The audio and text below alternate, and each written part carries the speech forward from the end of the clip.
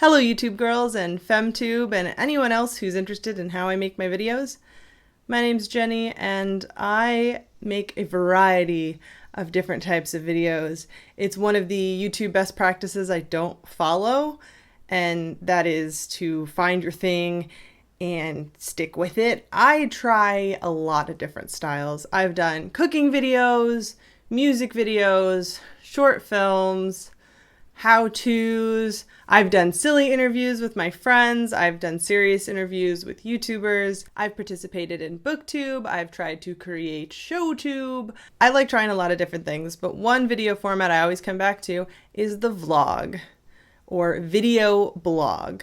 That's what this video is, and that's the kind of video I'm going to be explaining how I make right now.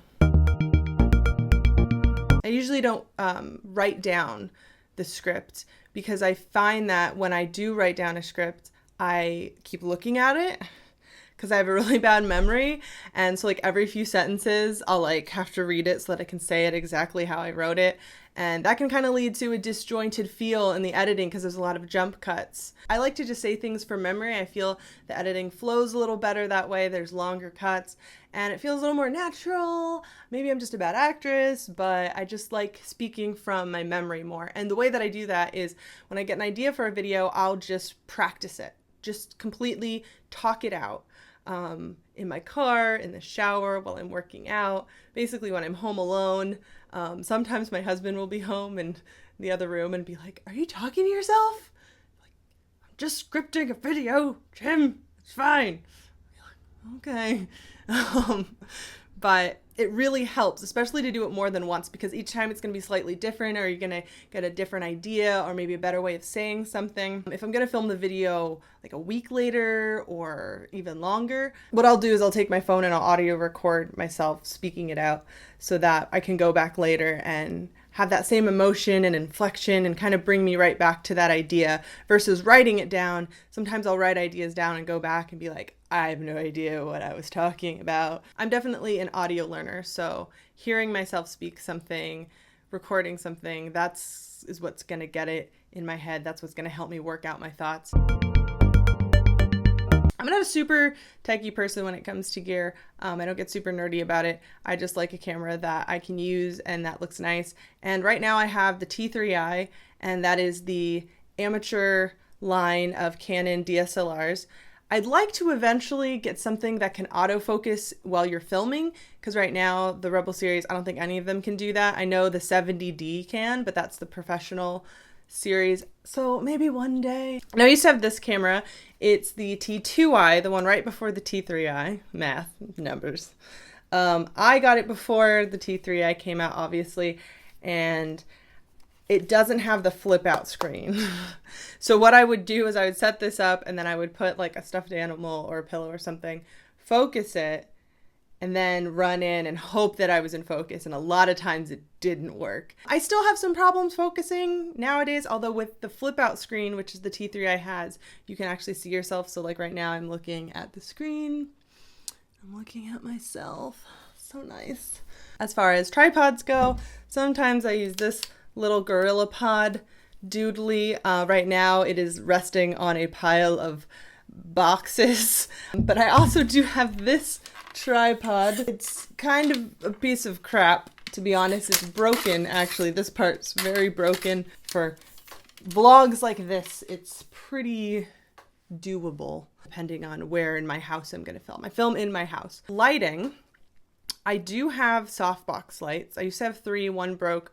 The second's starting to break. I usually only use 1 though, sometimes 2 for like the dynamic lighting look, but most of the time if I'm using my softboxes, it'll just be 1 in front of me just to really illuminate my face. This is like the stand, and this is the softbox. Look at it. It's so lovely and huge and takes up so much space in my tiny house. It is important if I'm shooting a vlog in the evening, in the sunset, or if I really want that studio look. I don't always do it though, because then I usually have to, I definitely have to put on makeup, and I don't always wear makeup in my life, so I don't always wear makeup in my videos. It's really just depending on mood and what kind of lighting I'm using. And I'm using natural light. I'm using the light from my window. That's why it's going to change a bit.